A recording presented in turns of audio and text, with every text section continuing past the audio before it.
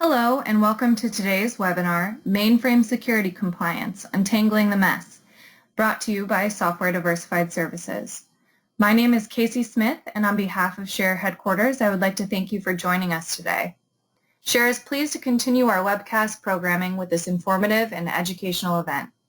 Please note that the presentation slides and the recording will be available post-webcast at share.org. Today's presenter is Stu Henderson. Stu Henderson is a mainframe security expert and founder of the Henderson Group and is a highly regarded mainframe security expert who has helped hundreds of organizations make better use of their security software and pass a variety of regulatory standards. He has the hands-on experience and knowledge to expertly audit mainframes and teach others to audit them. We encourage you to submit questions throughout the event via the Q&A box on your webinar toolbar or by emailing your questions to webinars@share.org.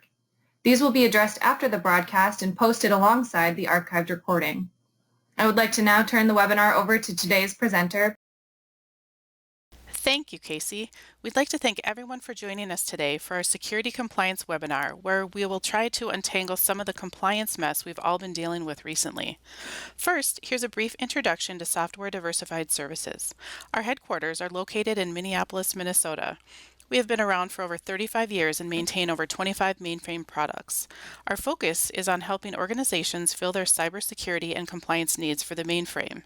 We have several security solutions that will also help you comply with even the most cumbersome regulations. In less than 2 weeks, we'll be at Share Phoenix. Be sure to stop by our booth at the expo. We'll be at booth 516 and are looking forward to seeing those of you that will be in Phoenix for Share. Another date to mark down is April 24th, where we will dig a bit deeper into the security compliance weeds and explore STIGs for ZOS and IronSphere, a solution that can automate the mainframe STIG process. We are happy to have Stu Henderson, founder of the Henderson Group, noted mainframe security expert and auditor, presenting how to think about compliance. His presentation will be followed by Jed Lampe, operations and marketing lead at SDS. He will briefly discuss a few solutions that may fill a need for your organization. Please note that we will not be having a live Q&A at the end of this webinar. However, we encourage the questions and we will respond within a day in writing. Now let me introduce Stu Henderson. Stu, take it away. Thanks, Lisa. I'd like to talk today about compliance because a lot of the times we talk about compliance without really knowing what it means or why we're doing it or how do we tell how well we're doing it. So we're going to talk about some simple approaches, some things to help you understand compliance and deal with it more effectively. We're going to do this in 3 sections. We'll start with a little introduction and history. Then once we've got that under our belt, we'll list some of the big key concepts. We'll wrap it up with a summary and a call to action. So imagine you're a CIO, it's been a long week, you're ready to go home, you get in the elevator, you're heading down, and the elevator door opens and there is the CEO. And he says, "Oh, hi, how are you? Say, are we in compliance?" Well, I've got a couple of questions to think about here. The first one is, why is this an improper question? We'll talk about that in a moment. We'll talk about the ways that the CIO can respond to this question. And then just to tie it up, we'll talk about why is the CEO bothering to ask such an irritating question. Well, first, here's the reason why it's an improper question. If you talk about compliance and you don't say compliance with what, it's an incomplete sentence. So are we in compliance with company policy, with the fire code, financial regulations? I don't need to read this stuff to you. The last one is something else. There's always new standards and new regulations coming along, whether it's for credit card processing with PCI or California's coming out with some new privacy and security ones in the near future. So if you don't say compliance with what, it really is a meaningless question. So here's some things to think about for a good response. First, it's better if you answer the question before it gets asked. If you happen to run into have to rely on chance encounters to manage your relationship with your boss, well, it's better off if you don't. You want it to be comprehensive, specific, believable.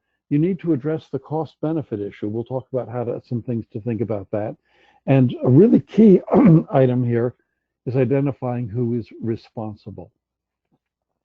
So let's talk about some possible responses in the light of what we've just been looking at, in the light of these good response characteristics. So the CEO says, well, are we in compliance? And the CIO says, well, yes. Well, you can see I wouldn't be comfortable with that. Suppose the CEO says, well, are we in compliance? And the CIO says, well, the auditors say we're SOX compliant. Still not comfortable. So the CEO says, well, are we in compliance?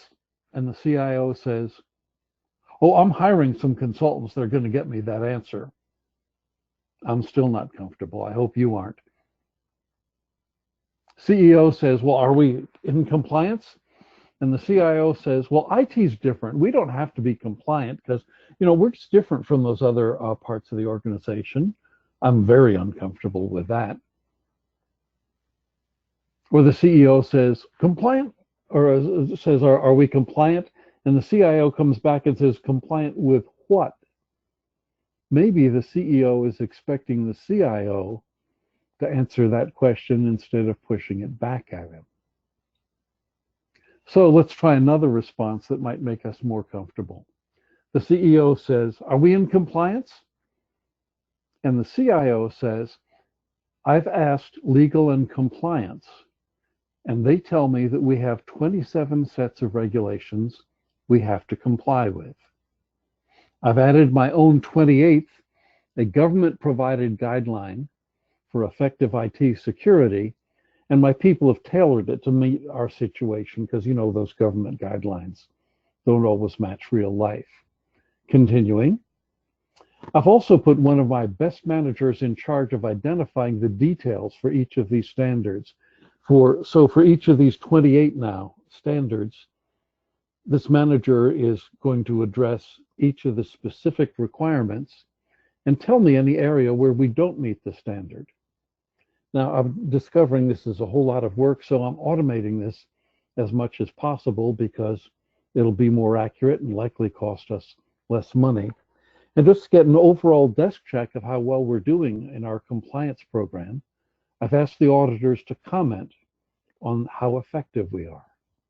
Well, that's a better answer, I think, and you can see some of the things we're going to be talking about for the remainder of this presentation.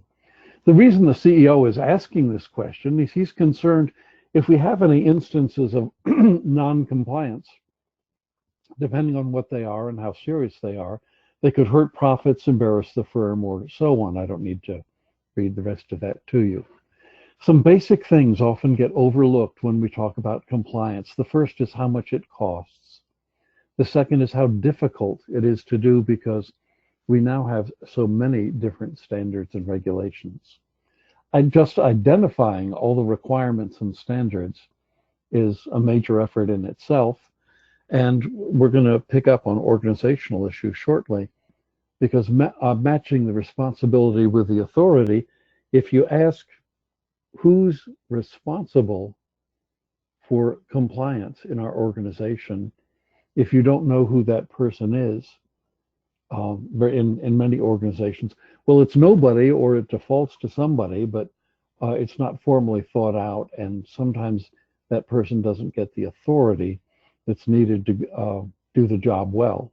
And adequate resources. We'll talk about some of the resources you need in just a moment. So here's some history just to put this in context. Back in the last century, when we first started using mainframe computers, compliance wasn't an issue. And then auditors started applying their checklists, and sometimes they'd use Windows-based checklists to audit the mainframe computer, but that was the best they could come up with in some cases. And then we had some cases like Enron, and in response to that, Congress passed Sarbanes-Oxley. And then there were more breaches, more incidents, more regulation. GDPR, the General Data Protection Regulations in Europe. Records retention. I was once working for a brokerage firm, and someone got really mad at me. He must have been because my punishment was he put me in charge of records retention. So I went down the hall to the legal department and said, well, what are the records retention requirements? And he said, oh, well, the federal government has these requirements for the Internal Revenue Service. And I said, oh, good. Well, then that's just that one set of requirements. And he said, well, no, in addition to the federal government, each of the 50 states that has income tax also has their own set of regulations for records retention. And I said, oh, well, then it's just 51 sets of regulations. And he said, well, no, actually, because of the Securities and Exchange Commission, we're a brokerage firm, has their own set of regulations. And yes, there was each state has its own. So I now had 102 sets of regulations to deal with. We're getting more government, we're getting more standards, we're getting more regulations. I wish we didn't, but it's coming at us, so we need to deal with it. Some conclusions we can draw from this. First, there are a lot of installations that spend a lot of resources on compliance, and they don't get effective security, and they don't really get compliance. But they've got lots of paperwork if anyone wants to ask. And sometimes the amount of paperwork can be just outrageous. Second conclusion, it's meaningless to talk about compliance without answering the question, with what? And sometimes common sense is the with what. Third conclusion, a lot of the problems we have addressing compliance are organizational. If it's not clear whose job it is to ensure compliance, whose job it is to monitor compliance, and so on. And in many shops that I see, the mainframe security administrator, by default, is made responsible for all of these without being given adequate authority or resources or knowledge. Cost is a major issue. Looking at scope, if you look at compliance just on the mainframe or just on our distributed boxes, you're going to miss the point. Almost every one of us has an enterprise that includes mainframes, Unix computers, Windows computers, very often all of it interconnected and all of it connected to the internet. To be effective, you have to look at the whole picture as well as at each component. Next conclusion. We have to be prepared in case there is some incident of serious non-compliance. We need to have a plan, public relations, legal, human resources, compliance, marketing, IT, and finance, and other departments. Every one of these should be ready to respond if someone says, hey, wait a minute, we've got, our company is in the headlines of the newspaper because of some incident that was the result of us not being in compliance. How are we going to respond? If you don't have that ready, and if it's not clear who declares a non-compliance incident as being serious and decides to activate whatever plans we have, we won't be ready when it happens. Better to be prepared up front. Overall, you need to look at the cost and benefit, because there are a lot of cases where, well, maybe there's some cases where non-compliance isn't a big deal. I mean, what's the penalty? What would it cost us if we just somehow didn't get around to doing something?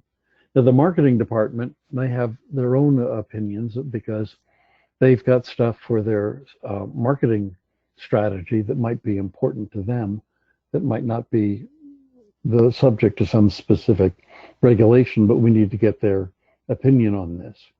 How much are we willing to mitigate the risk? Basic understanding of risks and the cost of mitigating the risks and how much risk is left over is a basic part of being a manager.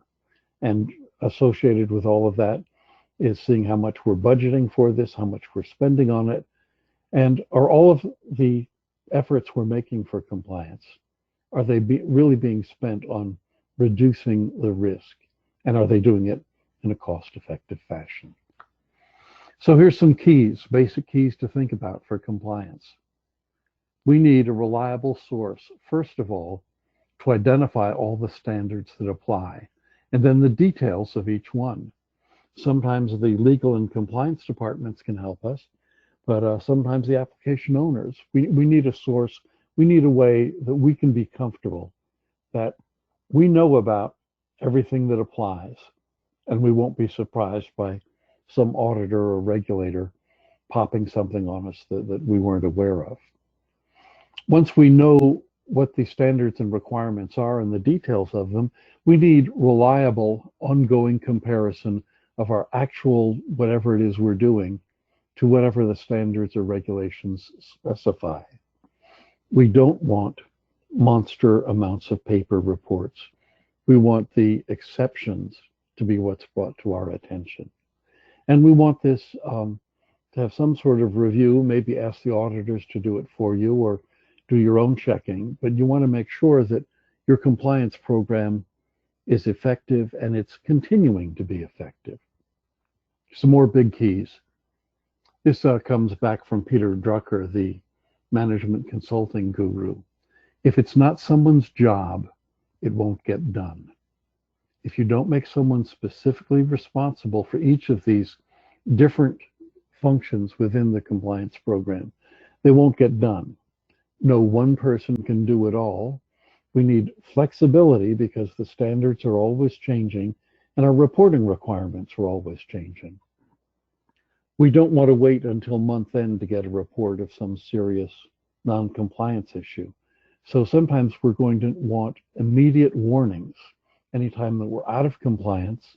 And we also want some mechanism or trigger so that if there are new regulations or standards or changes to existing ones, we know about this. And sometimes that's just asking legal and compliance and any of your other sources.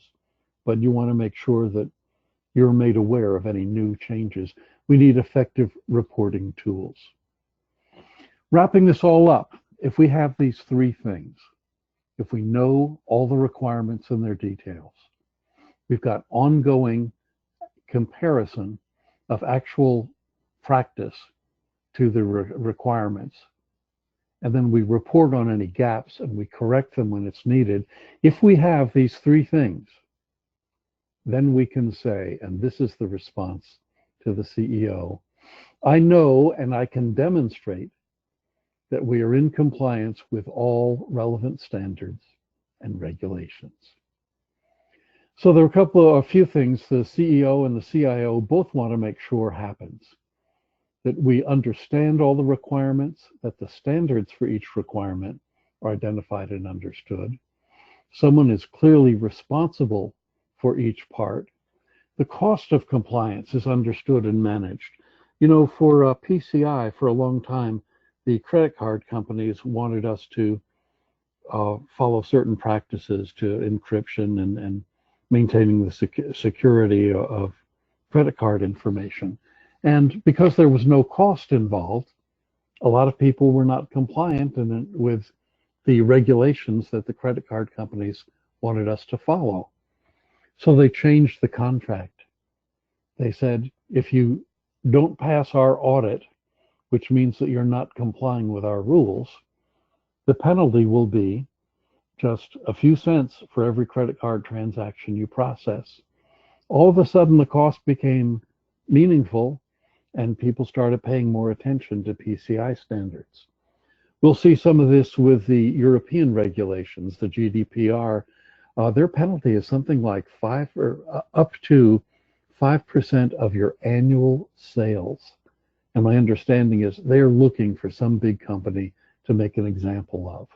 And so a lot of regulations don't have meaning unless there's a real cost or a significant penalty, which is another way of thinking about cost. And we need to understand the cost of compliance and the cost of not complying, which is really the risk of non-compliance.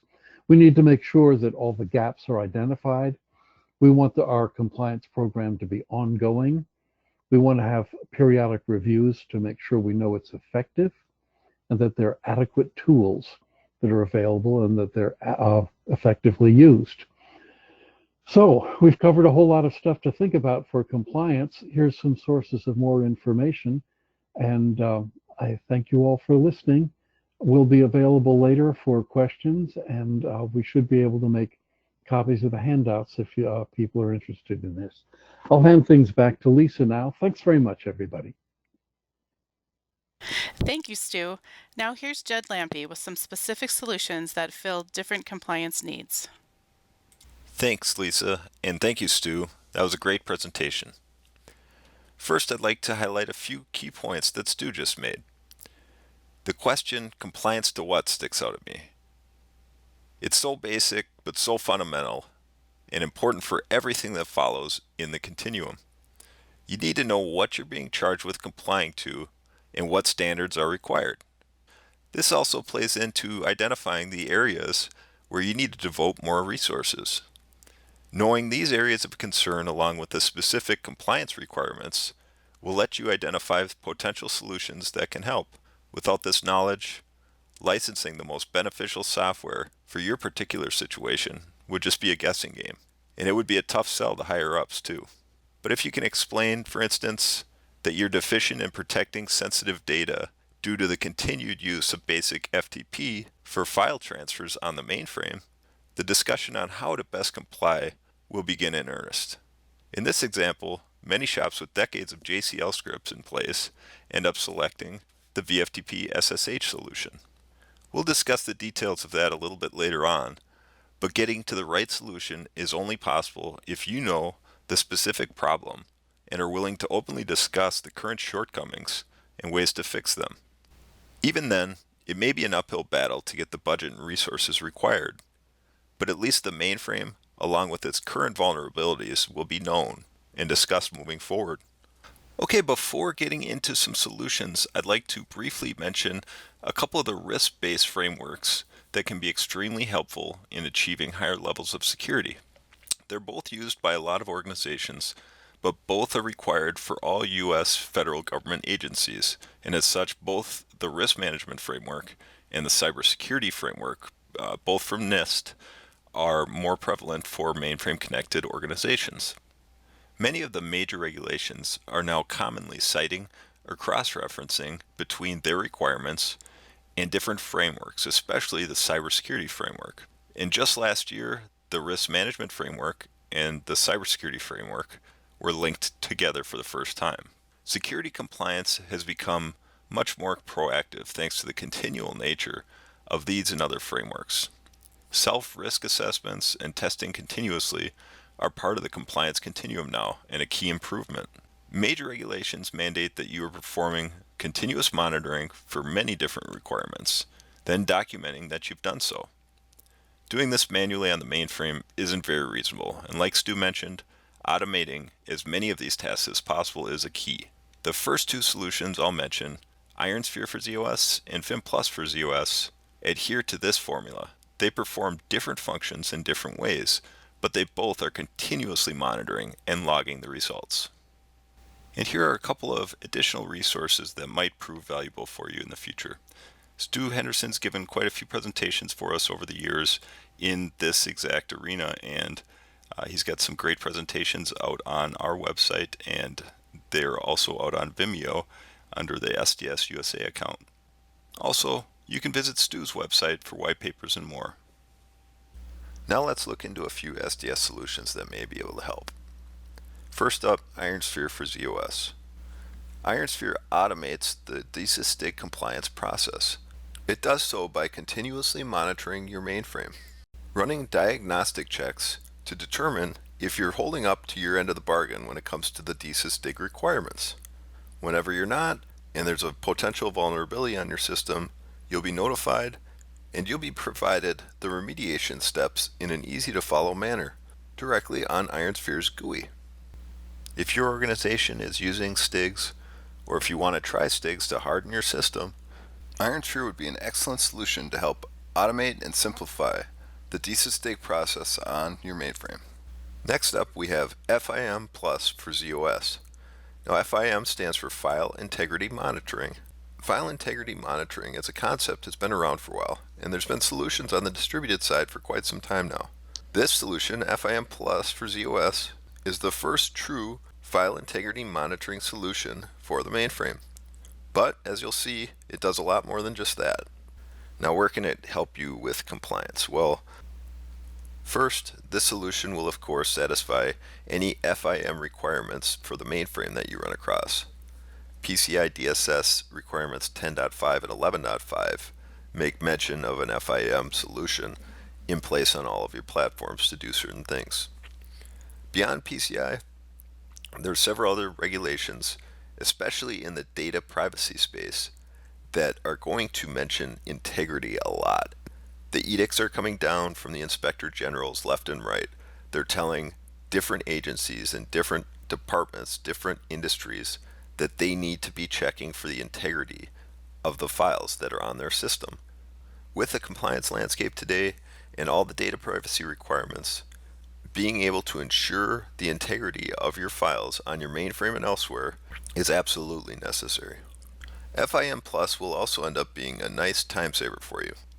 It's going to save you time across the board through its set it and forget it monitoring. To learn more about this, check out the FIM Plus page at sdsusa.com. The who, what, why, where, and when. Some of that information has been available to you in the past, some probably hasn't. Well, FIM Plus is going to be able to fill in some of those holes, and you're really going to have a great idea of what happened, why it happened, and all that sort of good stuff, so that you can contain any breach, any incident as quick as possible, if not already before it's had negative effects on your business. Next up is the VFD SSH Collaboration. Now this is the example I used at the beginning of my presentation. It's basically going to turn your basic FTP into secure FTP, and that'll be for all file transfers to and from the mainframe without modifying any JCL or batch scripts. It does this through the unique collaboration of Vital Signs for FTP and Tectia SSH from SSH Communication Security, the founders of the SSH protocol. This collaboration uses what both products do best. With Vital Signs for FTP, it will provide you enhanced usability and visibility. You'll have visibility into all the file transfers hitting your mainframe. This is going to help with compliance, obviously. But then with Tectia SSH, you're going to be getting enhanced security because you're going to be sending encrypted data through secured SSH tunnels. If you've been told recently that you need to stop the use of using basic FTP on your mainframe, but you're thinking there's no way with all those JCL scripts, this is the solution for you. It's definitely one worth looking at. Next up, we have an excellent way to secure your mainframe data while it's at rest. The SDS Business Server will do just that. The SDS Business Server isn't just a mainframe tool though. It's also available on most distributed platforms. And it follows the OpenPGP standard. This diagram outlines the PGP encryption process and follows data as it's sent from one person to another. The sender will use his or her private key along with the recipient's public key to encrypt the data. And then the recipient will use his or her private key along with the sender's public key in order to decrypt the data. This is a great compliance solution because if this data somehow got into the wrong hands, they'd need to know who sent it, who's supposed to decrypt it, and they'd have to have access to public and private keys. That's unlikely to happen, to say the least. And next up is Vital Signs SIM Agent for ZOS, or VSA as we like to call it. VSA will collect, filter, then deliver ZOS event records to any SIM. An important part of compliance and security in general is knowing what's going on your given system. Well, on the mainframe, all the event log records are there. There's just a million of them. There's tons of them. And you need to have some sort of solution in place that can filter down all the noise, filter out the noise, and then get that data into a more usable setting. And the best setting would be your distributed SIM solution. And I believe it's about 60% of the mainframe shops have implemented some sort of a ZOS agent to get their event log records into a SIM solution. And that leaves 40% of the mainframes out there either high and dry or with some sort of a hand-built solution that might work on a given day or that might not do anything. It's just made to look like it's doing something. But it's important to have the solution in place, and then the most important part is to get the data in a place that people can make use of it. Beyond the practicality of having access to all of those event logs, there are compliance implications, especially with the user access logs, event logging in general, and then the data privacy requirements. And the last solution I'll talk about today is Vertel Web Access. VWA is a 3270 terminal emulator that is ultra thin and super secure. It's going to help you with quite a few compliance requirements. Well, let's compare VWA with a traditional 3270 emulator. First, VWA provides secure SSL encrypted HTTPS connections. With these connections in place, VWA is FIPS compliant and also TLS compliant. Compare this to traditional 3270 emulators, which use unencrypted TN3270 connections between the mainframe and the emulator client, plus VPN for encryption. With VWA, there's nothing to install on the client device. No browser plugins or extensions. It will work on all modern browsers on any device, any internet-connected device that is. This, while traditional 3270 emulators require the deprecated Java browser plugin and others to function. This could lead to some issues. VWA also integrates well. It'll integrate with any IP security. VWA also supports hosting macros on the mainframe. These can be inventoried and audited for security. Traditional 3270 emulators, well, those macros are stored on client devices and rely on individual users to protect their devices from getting hacked. That's not ideal. VWA also promotes and supports VDI Compliance. This allows users to access mainframe applications like any other cloud application via a standard web browser. No more supporting individual workstations. This compared to traditional 3270 emulators, where they rely on client-installed applets, plugins, or extensions. The benefits you'll see from that? Well, higher support costs, security holes, and compliance issues. VWA is really a great emulator if you're concerned about security and compliance. And for more information, you can visit our website and be sure to mark this date on your calendar, May 16th. We'll be having a Vertel webinar on that day. Well, that's it for me. I appreciate you guys sticking around and listening to me ramble on about some SDS solutions that'll help you with your compliance needs on the mainframe. Casey, back to you. Thanks. That concludes today's webcast. We'd like to thank everyone, especially Stu Henderson, Jed Lampe, and the Software Diversified Services team for attending the event today. This feature will soon be available on the SHARE website at share.org. There is a survey after this webinar for you to complete, and we thank you in advance for your feedback. Thank you again for attending today's webinar, and have a great day.